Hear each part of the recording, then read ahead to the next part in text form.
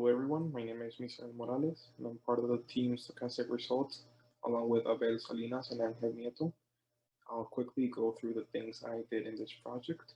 And one of the main things was, of course, importing the libraries. I also worked with data wrangling and data visualization in the first portion of the exploratory data analysis and trying to find the correlations of the main features, trying to remove any redundancy of the features, and trying to visualize different variables and how they correlate with each other.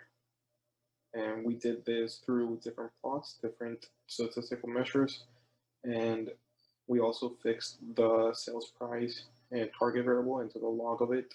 And furthermore, I did some principal component analysis and as well as some hierarchical and k-means clustering of the data of the highly correlated features we found from the exploratory data analysis portion. In the second part, what I focused on was comparing some different regression models. My main idea was to simply compare like baseline regression models with each other so that my teammates could then choose the one that worked the best and try to beat the baselines and find the best predicting regression model. So I tried linear regression, I tried regularized regression, which included rich, lasso, and elastic net, which is a combination of L1 and L2 penalties. I also tried boosting, gradient boosting, and random forest regression. I tried support vector regressions with linear kernels and with Gaussian kernels. And I tried a simple, fully connected neural network, which in hindsight requires a lot of hyperparameter tuning in order to successfully predict. In comparison, we can see that all the models predict relatively well. Neural networks require a lot more work since it was collapsing to a single value. But in general, we see that most predictions from the regression models are pretty good. We wanted to see how much of an impact feature engineering would have on the baseline model's results. Our improved preprocessor has several functions. First, it engineers custom features. We noticed that many features were related and could be combined into a new useful feature.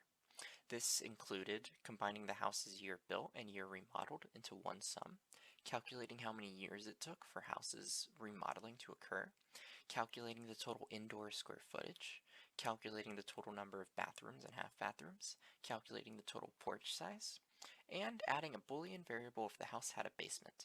Second, the preprocessor drops data where the most frequent value occurs more than 95% of the time in the train set. Third, we use strategies for dealing with missing data, such as filling missing spots with the average value or even the mode when appropriate. Finally, our preprocessor deals with remaining categorical variables through dummy variables or use of a label encoder depending on its input parameters. We trained our initial models using our new preprocessor in its dummy variable setting, our preprocessor in its label encoding setting, our original bare bones preprocessor that manually maps categorical variables, and our original preprocessor choosing the 8 highest correlated features. We found that our improved preprocessing method allowed for higher performance in all models described previously. Interestingly, some models preferred the label encoding strategy while others preferred the dummy variable strategy. Some models had nearly identical performance with both. We also experimented with feature selection, specifically on our Gaussian support vector machine, as we noticed it had best performance with less variables. While we experienced poor performance with sklearn's select kbest module, we were able to achieve this model's best performance using the Boruto method.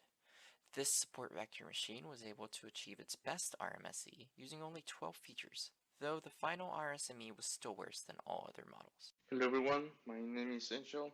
Similarly to my teammates Misal and Abel, my first approach was to test different preprocessing methods and machine learning algorithms, linear regression, lasso, neural networks, decision trees, random forest, gradient boosting regression, XG boosting, to name a few. To avoid the tedious work to find the best hyperparameters manually, I use grid and random search to automatize fine-tuning for all these models. I observed that by plotting the highest correlation features against the sell price allows to filter outliers, and by removing them, it helps increase our score. Using a log transformation in the target variable to have a normal distribution help our model to increase its accuracy. and fixing feature skewness with box transformation made a significant improvement as well. Even the best single model, which was XGBoost, didn't beat the second baseline. That is why I decided to use a more advanced technique called stack regression.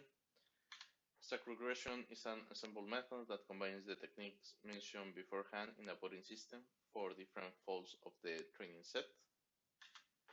What it didn't work to me was to use as input PCA with highly correlated features, or use only highly correlated features where we assume important information for the model is lost.